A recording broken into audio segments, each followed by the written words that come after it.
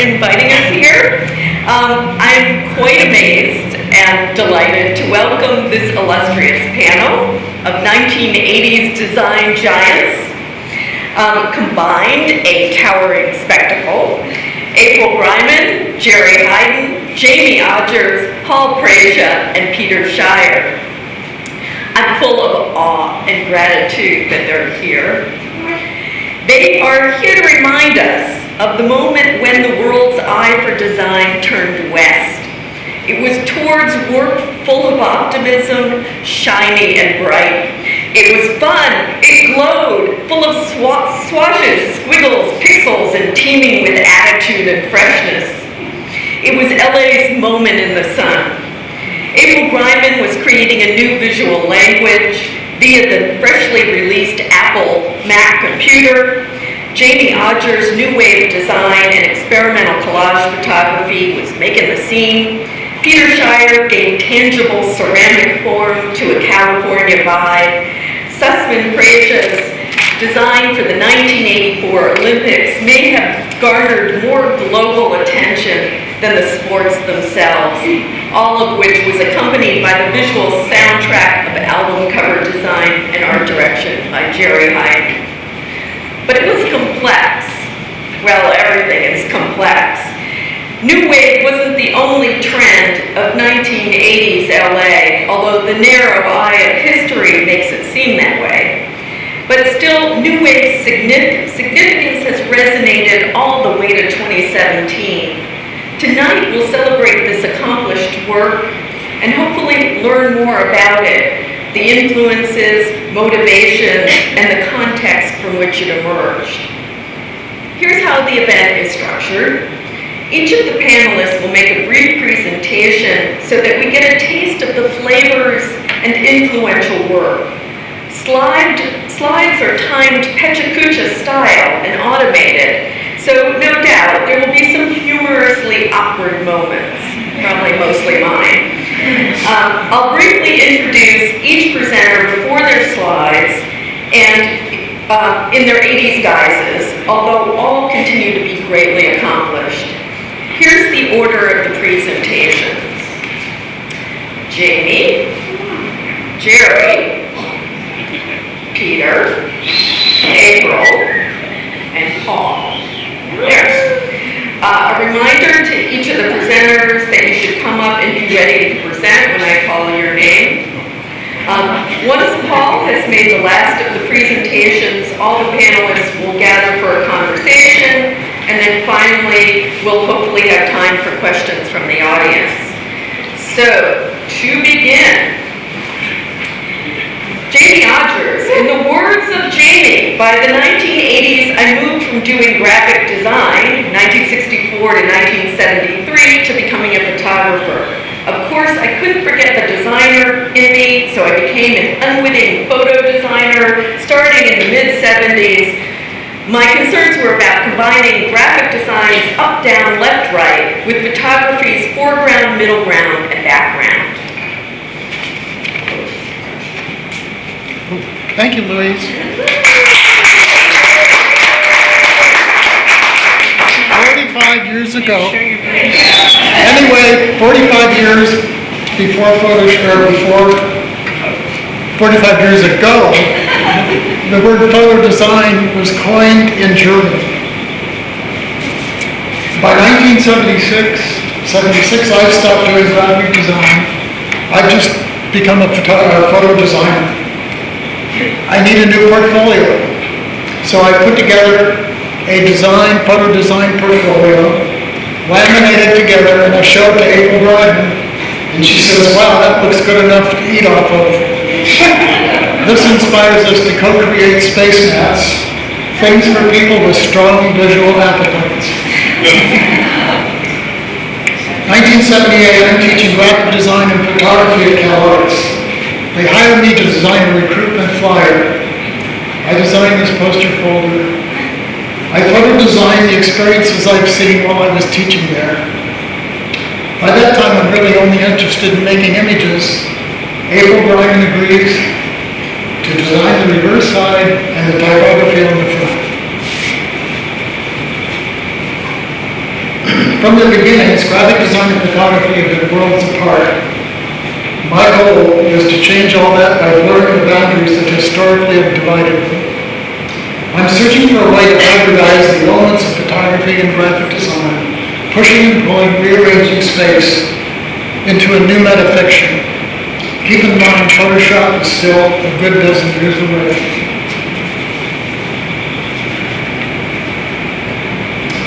Fleetwood Mac. Well, they refuse to get in front of the camera as a group. Yep. This forces me to photograph each one of them separately. I photo design them back together the way I like them. Well, they absolutely hate the image.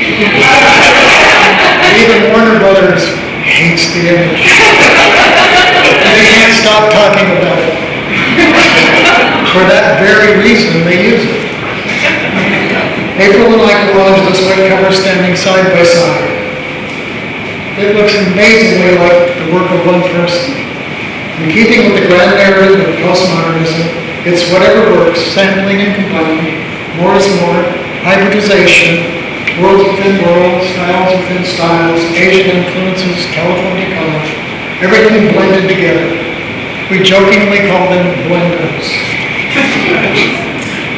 I make a miniature set with highly graphic elements and photographic. With the click of a shutter, boundaries dissolve between graphic and photographic. The illusion is heightened by airbrushing, a classic photo design tool. In the lower left corner, a yellow shape breaks through the cover, entering the space occupied by the viewer. My version of Bel Velasquez's Las Menemas effect, where the viewer is in the image. I'm hired to design a poster for the Academy of Television Arts and Sciences. Being both the designer and the photographer, I'm able to merge everything together. Finally, photo and design become one.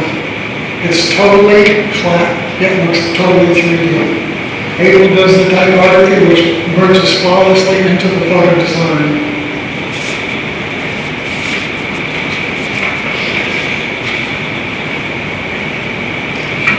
April and I are commissioned to do an official LA Fine Arts poster. Others include Robert Rauschenberg, David Hockney, John Baldessari. A running leg self-portrait from a desert trip in 1976 becomes the inspiration for the photo. For the Olympic poster, I photographed Ellie Down, an Olympic bronze medalist. My main concern here is androgyny, to create a gender-ambiguous being, an Olympian. 2 weeks before the Olympics began, I'm asked to make a cover for the closing ceremony's catalog. 2 months' work in 2 weeks. It becomes my personal Olympics. I have a ticket, and I attend the closing ceremonies. Along with 93,000 other people, I handed a copy of my souvenir catalog. It's a once-in-a-lifetime thrill. I did my last commercial job in 1986. I've been a painter ever since. Thank you.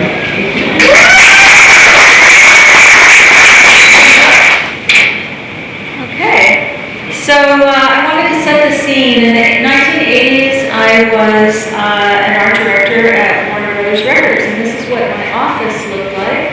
Beautiful A. Quincy Jones designed building, which was completed in 1975. We had a topiary logo, and everything was analog. The 80s were a rich time in the music business. The scene was diverse and exploding with new energy. We were working across many musical genres, including rock, punk, new wave, dance, synth pop, new romantic, heavy metal, R&B, folk, and good old AOR, album-oriented rock. Some of the first artists I worked with at Warner Brothers were the Talking Heads, Prince, B-52s, Los Lobos, etc. For Aha's first album, Hunting High and Low, I hired a photographer named Jess Loomis. He went to London and shot the band just reportage style, and I started working on collages. For the cover comp, we ended up using that collage as the final artwork. That handmade look with layers of tracing paper and graphite, typewriter type, rubber stamps, bits of tape became the graphic theme for that project. Then came Madonna. A box of contact sheets landed on my desk, and I was asked to edit the photo shoot for Like a Virgin, which was shot by Stephen Meisel. Madonna was styled by the famous Maripol, who was the creative director for Fiorucci at the time. And you can see my handwriting there for Madonna's pick for the cover and the single sleeve in the lower right and upper left. Like a Virgin was the album that propelled Madonna into the stratosphere. The chart-topping singles like Material Girl, Dress You Up, and Into the Groove. The appetite for Madonna was insatiable and therefore allowed us to do a lot of special artwork and photo shoots, even for singles and merch. A project like this would occupy an entire year. I would be doing other work as well, but this project would last a year. The Madonna juggernaut continued through the 80s, and I would design several more albums, including True Blue, Like a Prayer, Who's That Girl, You Can Dance, and a few dozen single sleeves. True Blue was photographed by the incomparable Kurt Ritz, and the original photograph for that cover was black and white, and it was hand-tinted by Charlie Wild Studios in Los Angeles. And then, okay, this I put in just because I realized after looking back at all the work, how heavily influenced I had been by the 50s in terms of typography and design. And there was just this sort of retro 50s thing coming up in a lot of the music work that we were doing, and even with artists like B-52s and Devo and others like that. Finally caught up. Brian Wilson, I put this in here because it was an interesting project. We originally hired Japanese artist Katsuhiko Kubino to do the cover art because they thought Brian was unphotographable. He was like a ghost, he really was. And then at the last minute we switched gears and had a photograph by Cam Hinatsu, and it turned out that half of his face looked just right. So that's what we ended up doing. And then again, this is a collage kind of approach. Working at Warner Brothers in the 80s gave me an incredible opportunity to work with a wide variety of artists and genres. As an art director, I commissioned photo shoots, illustrations, logotypes, design album covers, single sleeves, cassettes, CDs, ads, posters, merch, newsletters, magazines, and anything else that came along. And during the 80s, we transitioned from an entirely analog process, which included shooting on film, editing chromes and contact sheets, airbrush retouching, photo typesetting, mechanical paste-ups, to abandoning our drafting tables for Apple's first Macs and learning an all-new digital workflow at the end of that decade.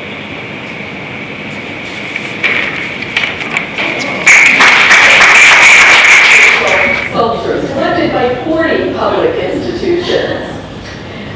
My friend Ettore Sussman described my work at Symphony Theater as a sort of unstable collage of more or less broken geometric volumes. And there were lines crossing everything, and there are memories on top. Most of the time, the memories are of pale Californian colors and landscapes. Hey, you're biting into my 30 seconds. Hello, I'm Peter Shire. And I also have an experience with Madonna. When my daughter was between 3 and 4 in those years, I used to ride her around on my bicycle, and she was small enough that she could ride on the front, so we'd talk and we'd go places. And this was April and Jayme, the Didwit. We were releasing everything in those days, especially the two of them, and I'll tell you, you can see that everything's out of focus, and not out of focus, but out of perspective. And you can see that the Fleetwood Mac, I got the same treatment, and Jayme did that by putting cardboard in my short front so it looked like I was falling. And this my dad did off of Maholinage, And then this was done for me by Jim Hyman off a Herbert Bayer idea. And that's the Bauhaus Mexique. So anyway, we'd ride around on this bicycle, and we're going down Glendale Boulevard, and she turned to me and said, "Who's Madonna?" And I thought, she's 3 years old. No, no. Probably said, "Oh Jesus," but anyway, I said, "No, I can't go for this." And I said, "Well, that's Jesus's mother." and she replied, "No, it isn't." Mexican Bauhaus at its most. That piece is now in the County Museum in a Mexico, LA show, and it was, it's sort of releasing Bauhaus from black, white, and red. Go away. 30 seconds gets pretty long at a time like this, doesn't it? I want to know how Jayme got everything perfectly in there in 30 seconds. It's supposed to be a teacup. Yeah, that's right. It's masquerading as a teacup. Yeah. April owns that piece. Yeah. Ooh. Yeah. What's that one on the right? Right. That's that way. That's a teapot. Come on. Because, speaking of my daughter, she learned very early that everything's a teapot. Well, yeah, that's when they call me Mug. This is my mess for Wet Magazine. I took these pictures of one of the Alchemia guy's bathroom. I couldn't believe Italian bathrooms. So, Rubylith strikes back. Yeah, Rubylith. Hey, it can get technical.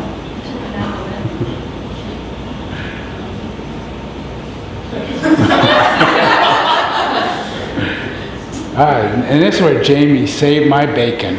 The guys came from Italy. This was the first chance, and Matteo Tun just completely blew all the photos. And they said, "We've got to have photos." And Jayme said, "Just bring them over to my house, and I'll take them on the roof." And that's Jayme. He could do anything, anywhere.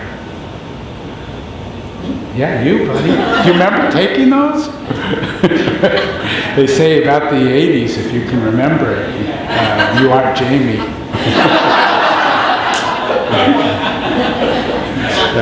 Well, this I did for Paul and Deborah. So maybe you guys are getting the feeling this whole thing is a little bit incestuous. Well, in the 80s, there was only us. What is this? Come on, don't get, you're so technical. This was the discotheques for the 1984 Olympics. So, I did that for Deborah and Paul. They were very, very kind to me. And this is, of course, the chair that came out of the 80s with Memphis. And it's sort of my thing to haunt me. And, yeah, so it did, 2017, 1981.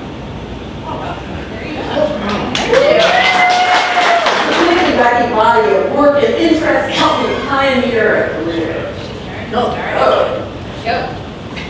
That's the China Club. This is the only project that's sourced in the late 70s, and then these pieces are from the 80s when it opened, the China Club, and it was some of the pieces were a collaboration with Jayme and I.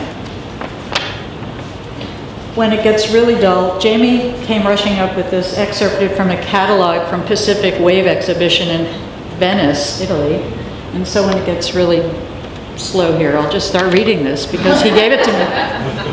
I had to, of course, acknowledge earlier, before California, before I accidentally moved to Los Angeles, some of my influences. And of course, hitting the ground running by meeting Jayme. And then Paul Hinckley, we collaborated with Paul as well.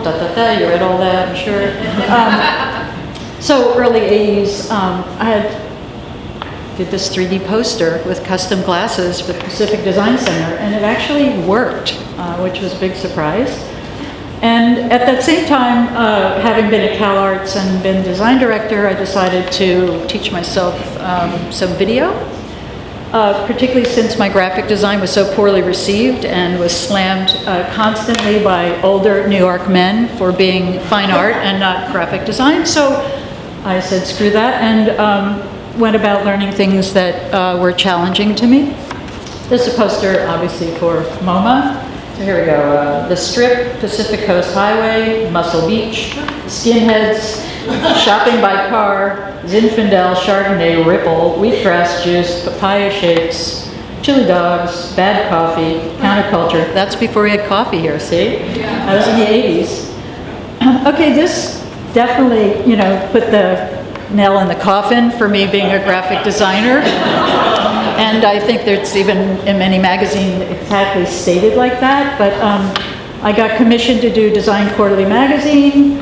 Instead of taking a $1,000 honorarium, which was ridiculous, I put that into some new hardware and software and produced this piece in video, which has been probably one of the now most acknowledged pieces of work I've done, and nobody knows what it is still, myself included. Okay, I can keep reading here. The poster for Pacific Wave in Venice, Italy at the Fortuny, and Snow White and the Seven Pixels. That's a pretty good portrait of me right there. Betty Boop, Madonna, Dennis Hopper, Jack Nicholson, Tom Cruise, Pee Wee Herman, Annie Sprinkle, Lizards and Coyotes, Twice Pipe Chevys, The Webbed Feet, The West Side. Oh, there's no, here we go. This sounds a little down. So then I got hired miraculously to do some TV spots and the branding campaign for Lifetime Television, and then followed by doing Esprit's first spots for Esprit Kids.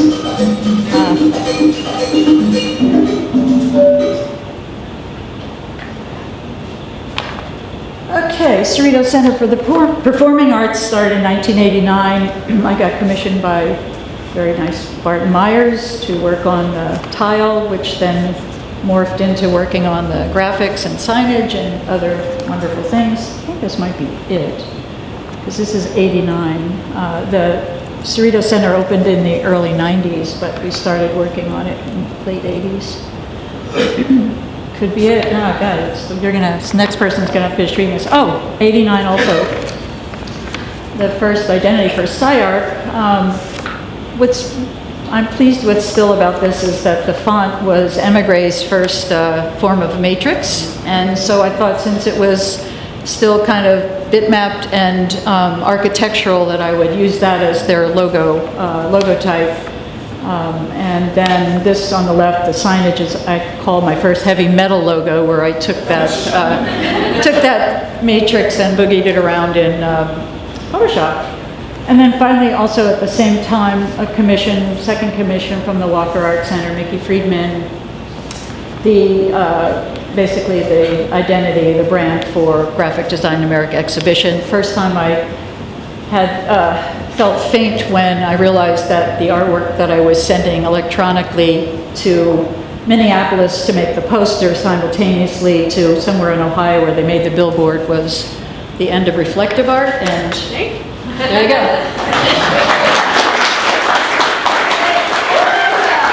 Yeah, we're a little less arty than the other people who came in, who are true artists. Is this the mic? No. Oh. Lift it. Oh, here. Okay. You want me to lift it? Okay. No, you got. No, you're off. There you go. Okay. Now You're fine. Okay. Anyway, we got to do the Olympics with a big group of people, about 150 different people.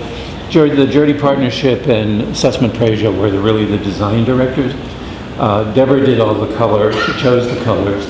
And all of this stuff came from every place. So it was interesting that it was an act of pulling it all together rather than designing something. So for instance, the structure of these things, we had to identify the place, first of all, and that's what these things are doing. This is an entry to archery on the left and something and thing. Then we had to make it secure. because of all of the things that were going on. So in the era of the running fence by Christo, we were doing that in a way to create a circle around all these places that we needed to have. And Jeri recognized this in the beginning. This was all chain link. You don't want the chain link to show, so what do? We also had to build a lot of temporary structure, so it was tents. The top of there were tents for information, tents for souvenirs, tents for eating, tents for hospitals, tents for just about everything, and we used existing tents that we rented, and we as John Jeri said, tweaked them, and we added the sonotubes. That was an idea we picked up from Frank Gehry in the mid-70s, and we had a whole system of a kit of parts, which you saw in the beginning. The other thing we were concerned with was what the camera was going to see. Hundreds of thousands would come to see it, but billions would watch it on television. So the idea of having what we call the field of play banners, and beneath it you can see, we took care of all the photographers on all their junk by having another low wall of graphics that would hide all that crap. So here you see this is what you see on all the television screens over the world. And this too, one of the first internationally published photographs of two men kissing in public. Anyway, this was the award stand where people got their awards, and every award stand had a background so that when the camera got on it, that you could see that it was the Olympics. It doesn't say Olympics, but it said it in the colors and in the designs. See, I don't have as much to say as these other guys do. Anyway, even down to the flowers. The flowers were usually these little posies that the guys all hid behind their backs. And I said that can't happen. It has to have the flower from Los Angeles, the Los Angeles official flower, which is Bird of Paradise. And so they had these great things that they held up in the air. There's another field of play at the top. We came across this Israeli guy who had a balloon factory or something, and we used balloons to make wayfinding and to lay over the water. We also had an Academy Award costume designer who happened to be Everett's cousin, who did all the costumes in the Olympics and forced Levi's to do something spectacular instead of doing what they were doing at the time. So from the people, the judges on the field, to the ambassadors, to the administrators, and then of course on top of it, there was also, I have to tell you, this stuff was over 26 sports venues. This arts festival, Bob Fitzpatrick from CalArts came out and said, I want that stuff on my arts festival stuff. How much do you have, Bob? Well, we have about 45 of them. So fortunately, we had done this thing for the Rolling Stones a couple of years before, and we made all these things out of bamboo, like kites, and put them on the buildings, and then the banners that you see here, and these big icons that we made out of plywood, and just dropped them on plazas around some of the arts festivals. So all of these things came together to make the Olympics. And it was all a combination of different people feeding into the process without a whole lot. I mean, we got a lot of the credit for stuff that a lot of other people did. But we also worked our asses off, and we organized it, we made it happen, we did the whole bit.